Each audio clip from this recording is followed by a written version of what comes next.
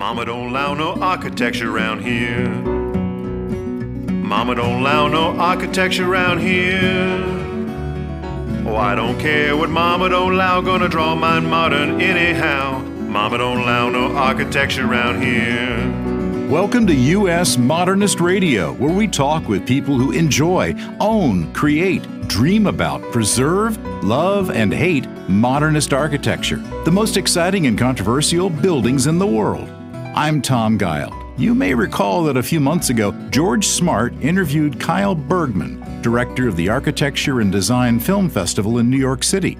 Today's special bonus edition of US Modernist Radio features George and the stars, producers, and creators of the latest architecture documentaries recorded in New York at the Architecture and Design Film Festival late last year.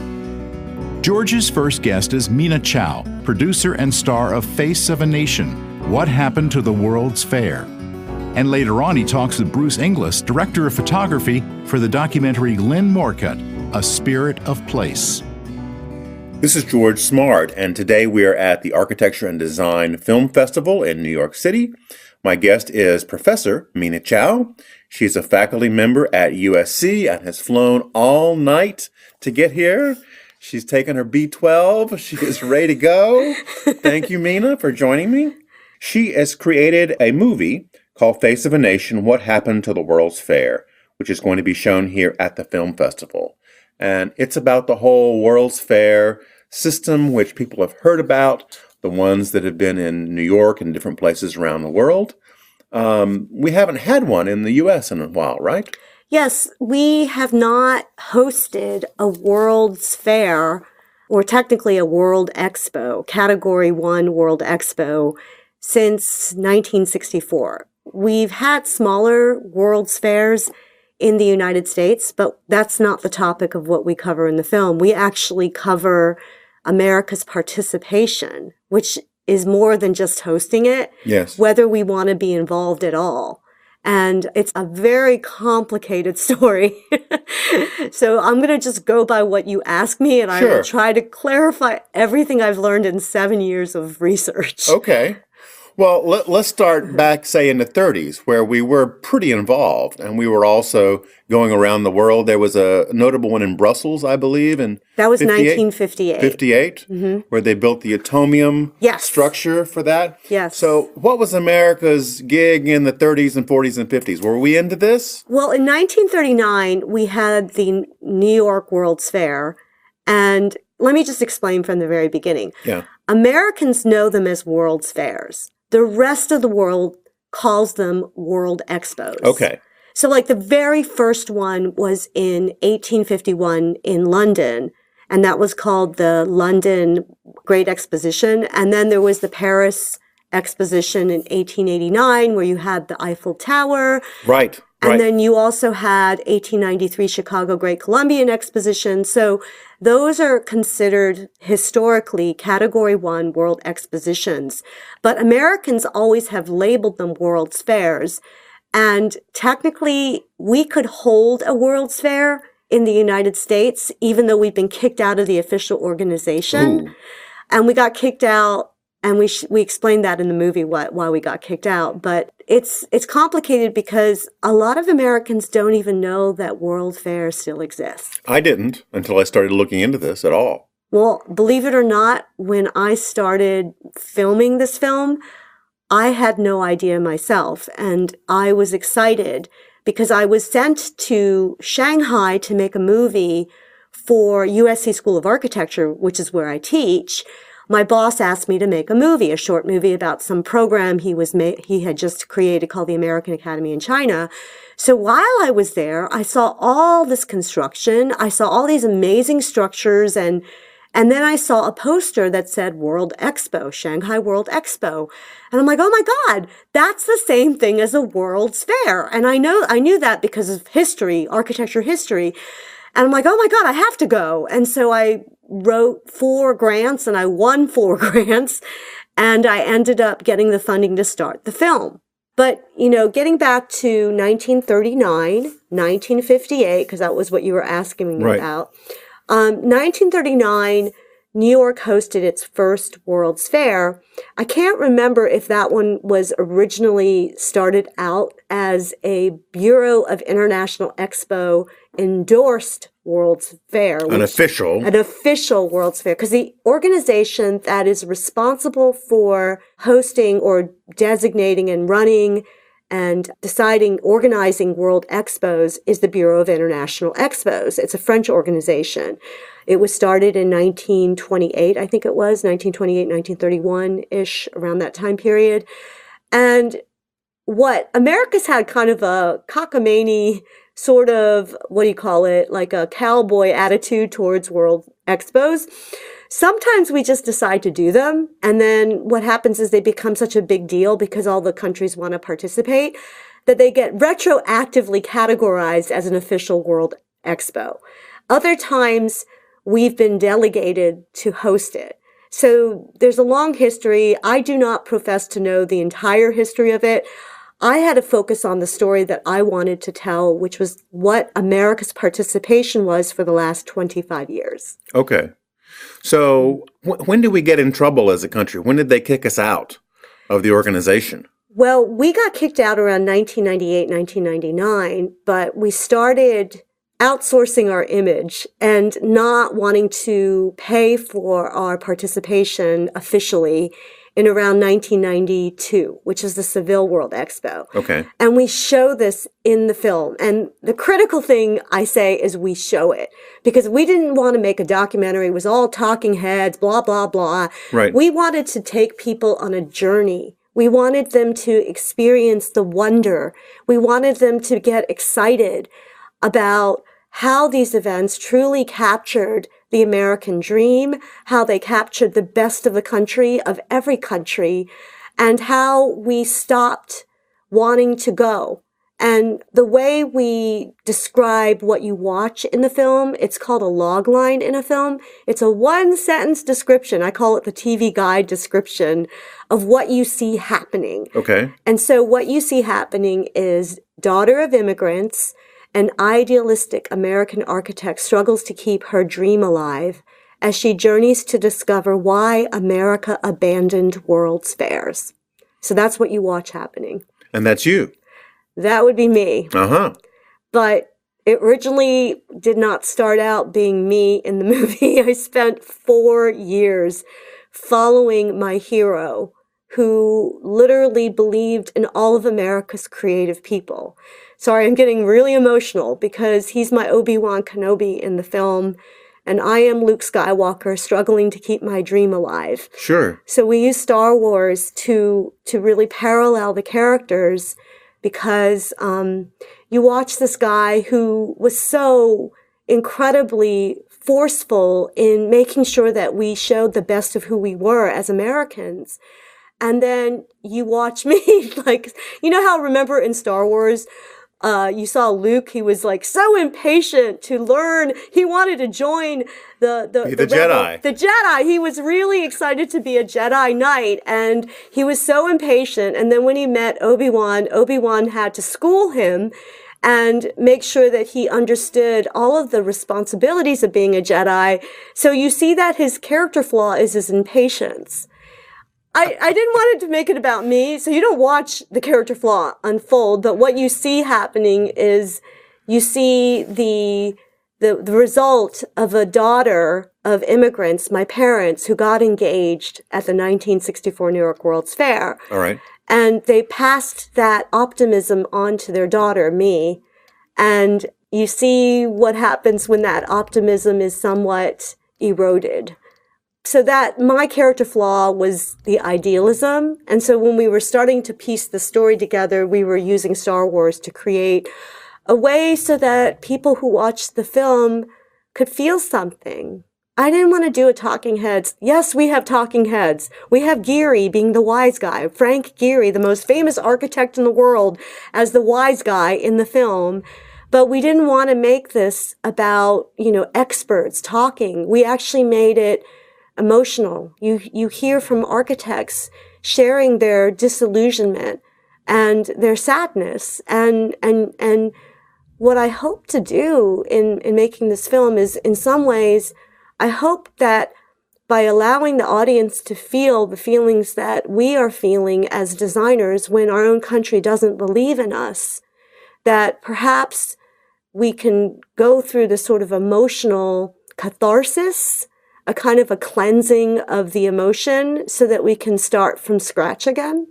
That's what I was hoping to do. I made this a love letter for our country. Well, it sounds like we're missing out on quite a bit. I was reading about the Shanghai Expo. Okay, so the Shanghai World Expo, we did not even hire an American architect to design our US pavilion. And I was shell-shocked when I heard this. But Bjarke Ingels did the Danish pavilion. The Danish pavilion. He did the Danish pavilion. Where they brought the Little Mermaid statue over from Copenhagen. Yes. And had the bike paths on the inside. Yes, he did do that. Yeah. Yes. And I interviewed Bjarke, but he didn't talk about the pavilion. He talked about other things. He kind of went off topic, so I ended up not using him in the film. But he's a really compelling guy. And like a kind of a rock star. All my women architecture students all have crushes on him.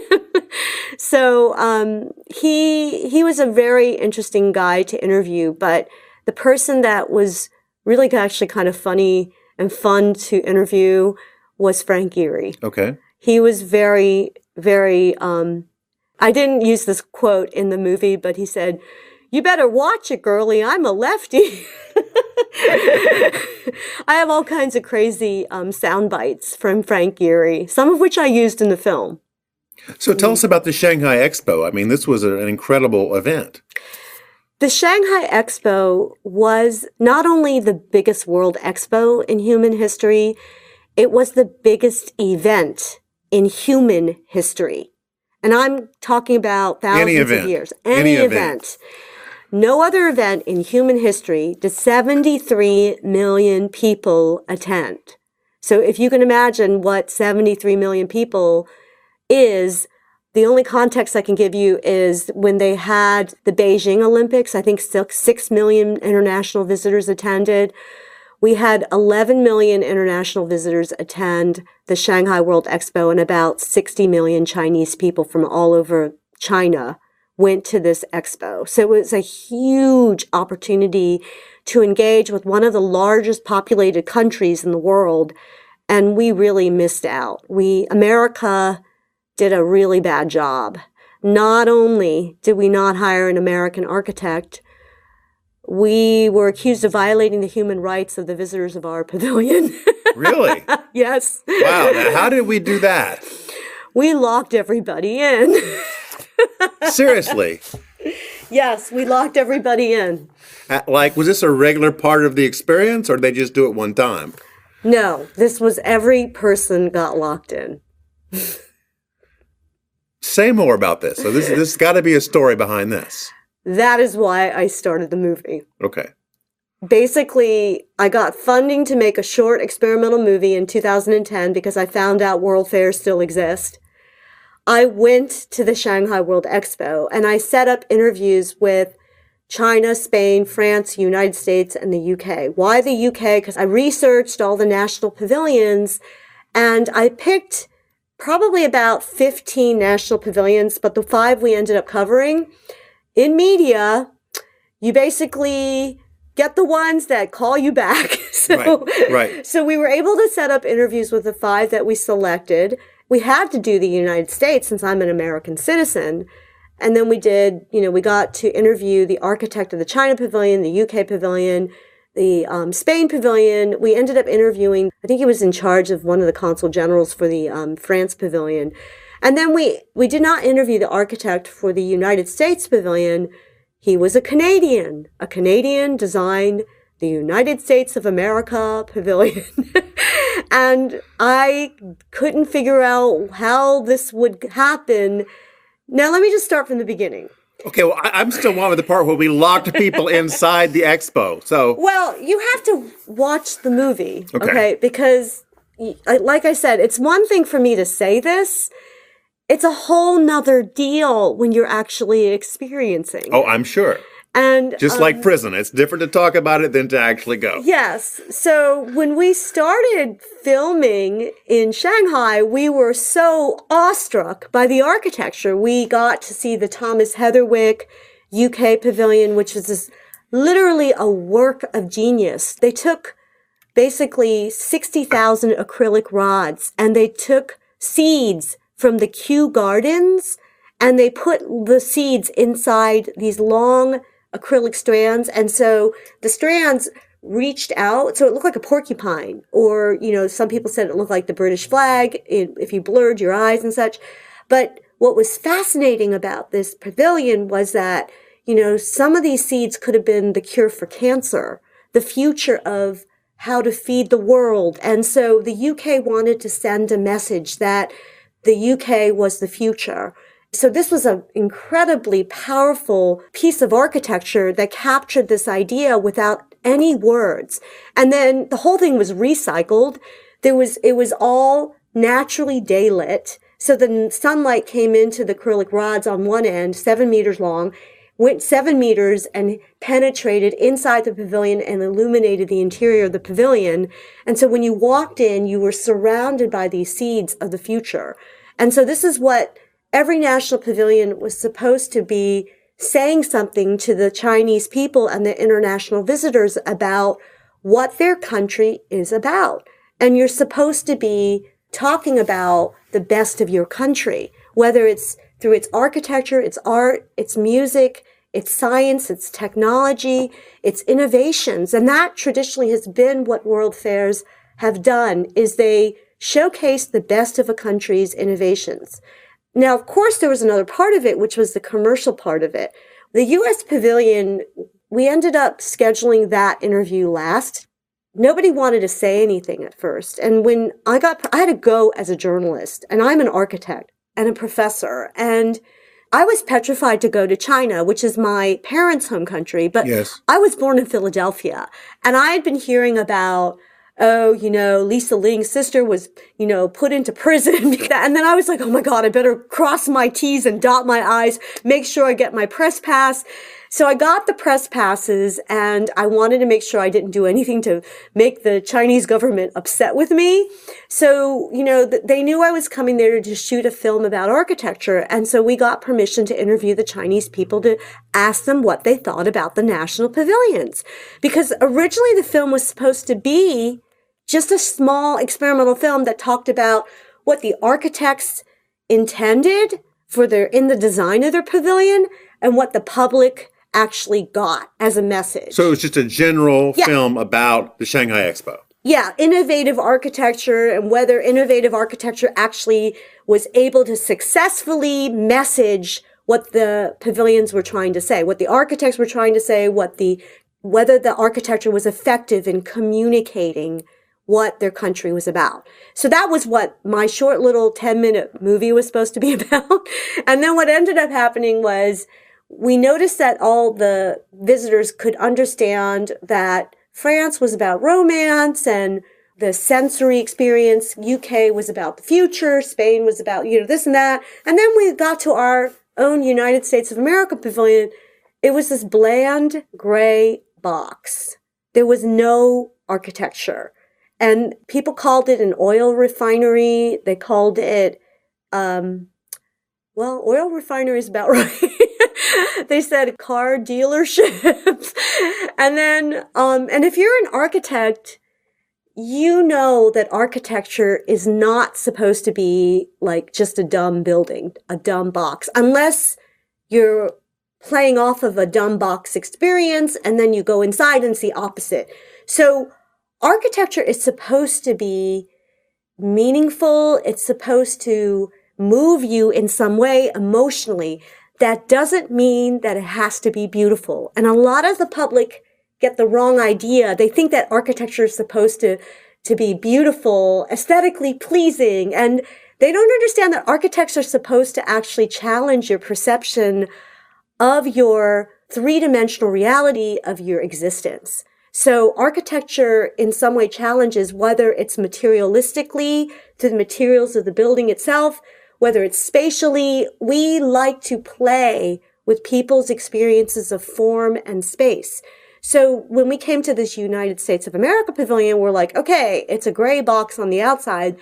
There must be something on the inside that's fabulous, right? Nothing on the inside. There was no architecture on the inside. It was just a bunch of corporate logos. A bunch of corporate logos. Were there exhibits or films or a slideshow? Yes, or what do you got? There was a 17-minute film that allegedly cost $10 million to make, 17 minutes for $10 million. I have all the tax returns, so I've done a ton of research. Now, the tax returns are only going to show what they say. Whether or not it ended up costing $10 million, we'll see. But the entire interior experience cost $23 million, and yet there was no architecture. It was just black fabric, corporate logos, and 3 short movies that totaled 17 minutes. So there's really no experience to speak of. It was a commercial. It was a long commercial. It was a big, boring, bland, very, very condescending 17-minute movie. And that's why a lot of people tried to leave. And then when they were trying to leave the movie theater, they were prevented from leaving because the doors were locked. So this is what I discovered by accident.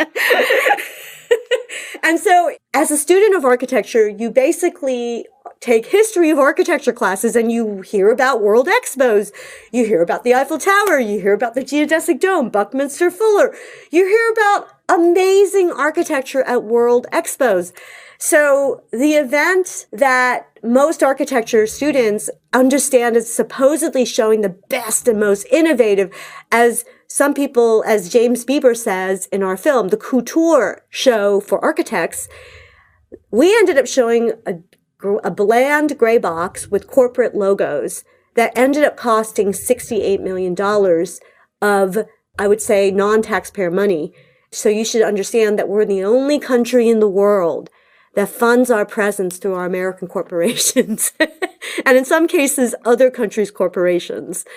What country, in your experience of having gone to Shanghai, does the best job of sharing its culture with the world? Well, my experiences for the last 2 Expo, which was the Milan World Expo in 2015 and the Shanghai World Expo in 2010, I would say the UK pavilion was both times one of the best. Japan has done a good job as well in terms of architecture. But in terms of culture, in terms of culture, sharing their culture. I didn't spend a lot of time analyzing every aspect because when you're doing a film, you have to focus on the story, and we focus. But the average person going to an expo isn't going to spend a lot of time analyzing either. I'm just asking you, as an average person going through this, what hit you about these countries? What country really stood out? Well, for me, it was the UK. That's personally for me. But then I heard different things from different people on the different sites. So some people thought the technology in Germany was pretty darn amazing. Some people thought that the Spain pavilion was pretty amazing and the France pavilion was pretty amazing. It all depended on the person. And that's the thing about World Expos and World Fairs, is that you bring your own personal experience and you come away with it with memories that last a lifetime. Yes. So being an architect, I am focusing on how effective the architecture was able to engage people. When is the next World Expo? 2020 in Dubai. In Dubai? Yes, and America is not planning on being there again. It's an uphill battle, what can I say? No corporate sponsors this time? Well, we always do it at the last minute because we get our arms twisted because the country gets mad at us that we're not going, and then so we get our corporations to do it at the last minute. It ends up being a fiasco again. It's a total disaster. I mean, there's a lot that I'm not going to say. You have to watch the movie. There's a lot of really important stuff that we reveal, and that, like a misrepresentation of U.S. law. Is there a website for the film? Yes, there is. The website for our film is www.faceofanationmovie.com. Faceofanationmovie.com. Yes. Well, thank you, Mina. I've really enjoyed talking with you. You're welcome. In just a moment, we'll be back with George Smart and Bruce Inglis talking about Glenn Murcott, A Spirit of Place. Stay tuned.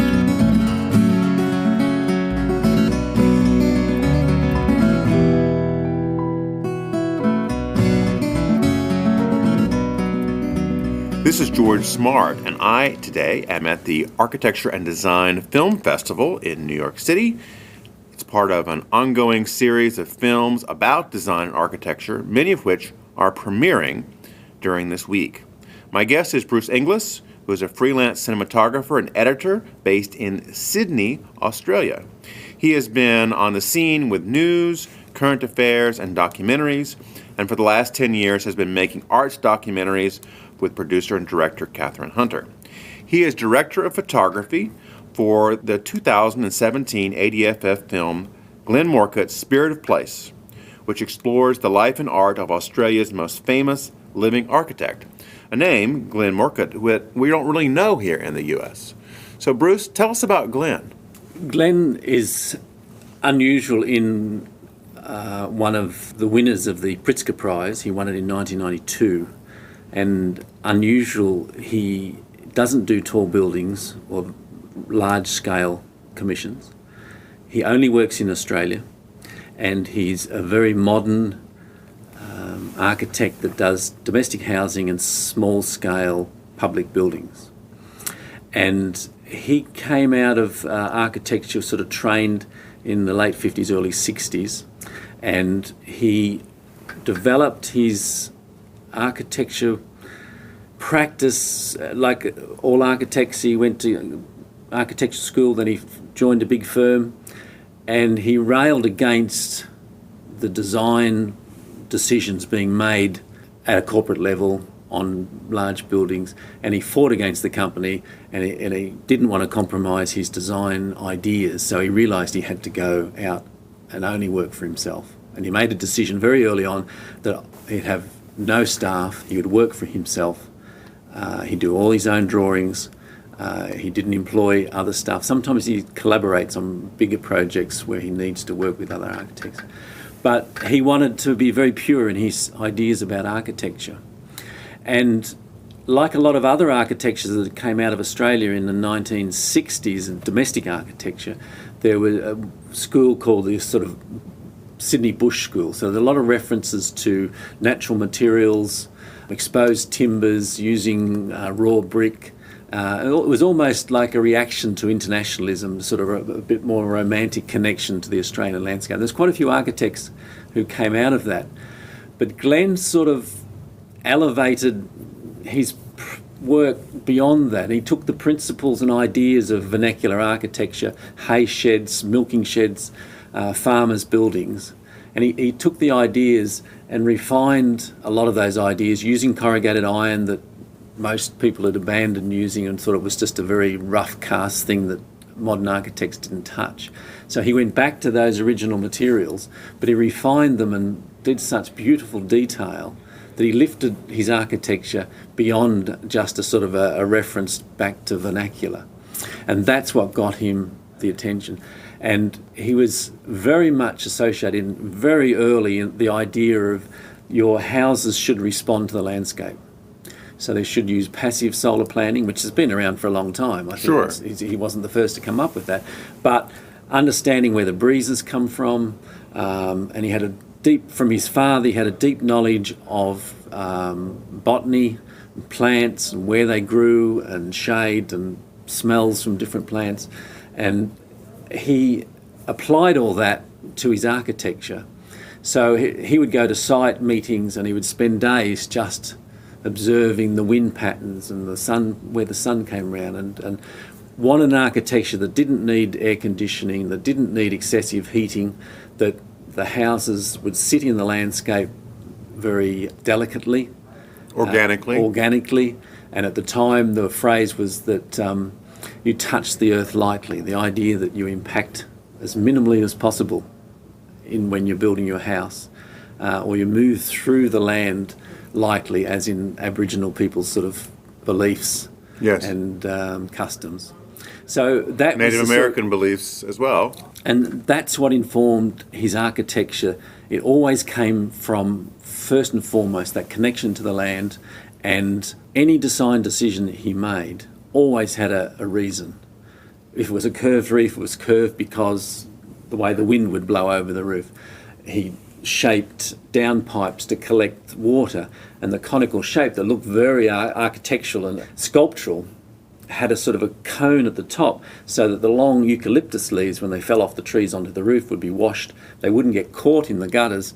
They would slide into the pipe and come out of the bottom. So every single detail of Glenn's architecture to this day always has a functional justification or rationale behind it. And it always in his work. And you think, why did he do that? And you ask him and he said, well, that's because I had this design problem and that's how I solved it. It's amazing that he won the Pritzker Prize, given that he didn't go after tall buildings and big corporate projects, but had this incredible attention to detail. You're right. Because of that, I think he got a lot of respect from architects around the world. He's one of his dearest, I think, friends is Renzo Piano. Renzo Piano, we spoke to him in the process of making this documentary, and he described that he and Glenn were like two little boys playing together. They were both the same age, and they're both well into their 80s now. So a lot of respect for each other, despite the fact that Renzo does very big, tall buildings, and Glenn does modest houses and things. And so I think he has a lot of respect amongst architects because he sticks so religiously to his design principles. Now tell us about the project that he's working on, I guess either currently or just recently, which is the mosque. The mosque is finished. It's just finished this year, 2017. And we first started making a film with Glenn for this project in about 2010. Catherine Hunter and I had previously made a profile of him for a television current affairs program back in 2000. And he's resisted any attempts for other people to make films because he felt he was too busy. He didn't need any more attention. He didn't need the distraction. And finally, in about 2010, he offered us the chance to, he said, I would like to offer you, if anybody's going to make a film, I like the way you two work together. So I'll make myself available for you and for nobody else. Nice. So we started filming in 2002, so that was very nice. And he was almost like a throwaway line when we had our first meeting about what we needed, which houses we needed to film, what was he working on. We'd like to start filming a new house from Greenfield's site. And he said, well, I actually am doing a mosque in Melbourne, which I've got to go for a meeting. We said, a mosque? That's a bit unusual for a very modern architect. And he said, yeah, they've asked me to do a mosque in Melbourne. So that's where that story came about. He was at one stage a judge on the Aga Khan's Architectural Award for Islamic architecture. I didn't know that. And he served on their jury for a couple of years.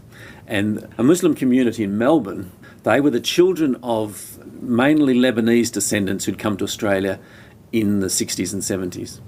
And they wanted something that reflected their belief, their love of Australia and growing up in Australia. They were Australian and they wanted something. So they were resisting the temptation to build something that was a copy of the Hagia Sophia in Istanbul and minarets and domes.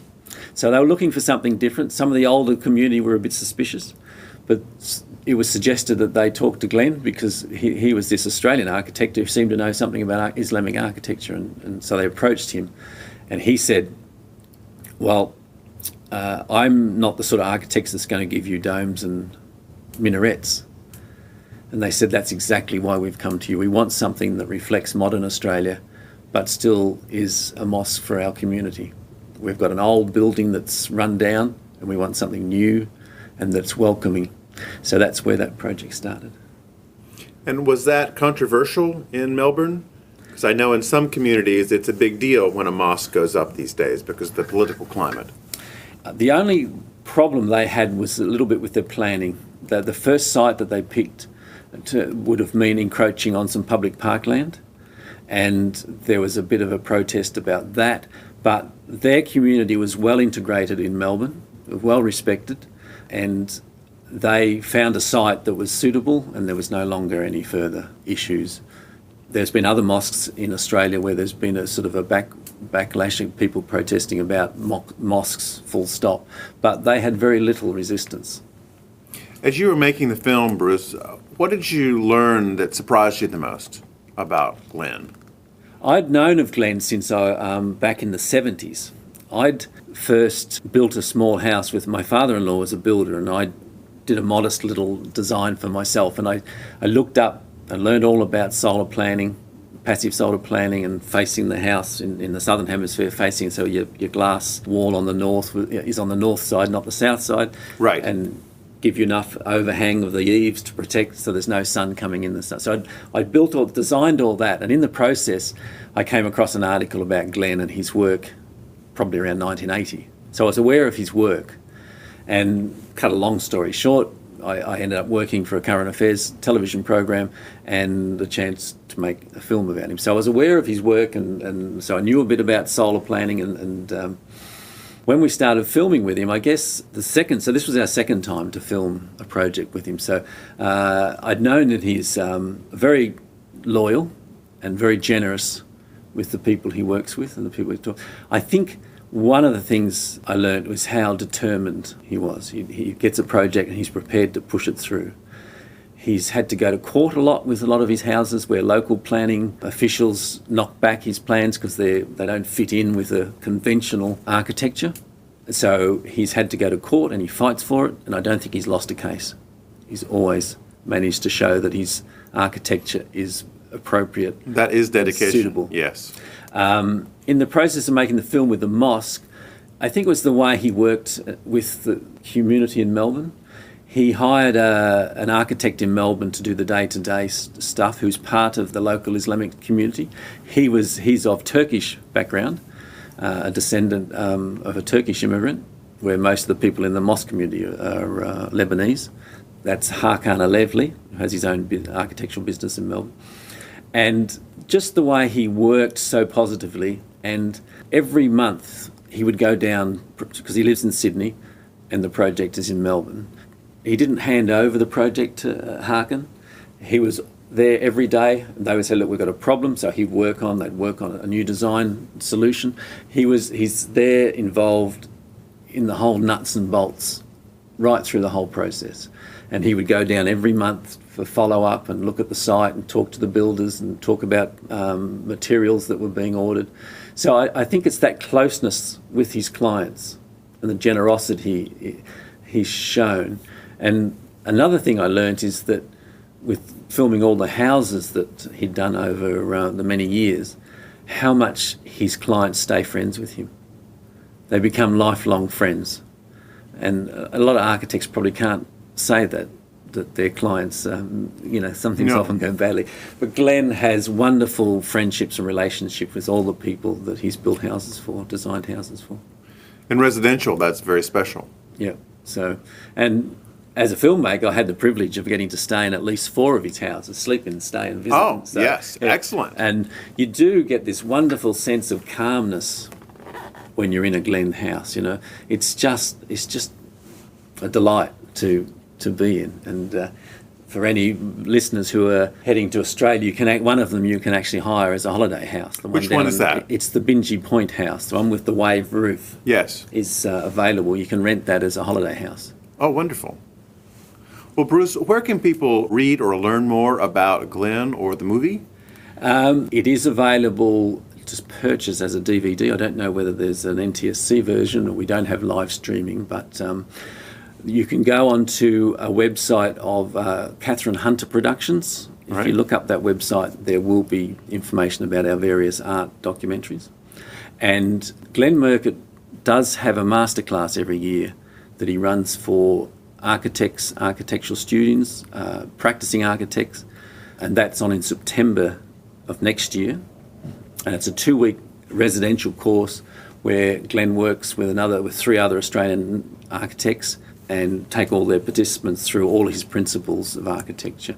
And if people were interested in that, they would look up Aussie Texture, O-Z-E, Texture, TECTURE.org, and there's all sorts of information about the masterclass that Glenn runs for students and practicing architects. That sounds exciting. If I was an architect, I would want to go. Just drop everything. I know some people have gone who are not architects. It's based around a project model, so they get a sort of a fictitious project and they all design something and they stay in one of Glenn's buildings down on the south coast, south of Sydney, for about a week, and then they come back to Sydney and work on model making and refining and getting criticisms and sort of revisions and advice from Glenn and some other wonderful architects. But I know there have been participants who are not practicing architects who have a strong enough interest in architecture that they're very happy to join the projects. It's like out in LA, they have rock and roll fantasy camp. You can go be a rock and roll star. You can go and do this in architecture. Thank you very much, Bruce. I appreciate your dropping by today. Thank you. It's been. Thanks for listening today. US Modernist Radio is produced at Soundtracks Recording Studios in Raleigh, North Carolina. Our theme song was performed by George Smart and Robinson Earl. Cindy Stratton researches guests from her secret underground lair. US Modernist Radio is a production of North Carolina Modernist Houses, a nonprofit educational archive for the documentation, preservation, and promotion of modernist residential design. Visit us on the web at usmodernist.org.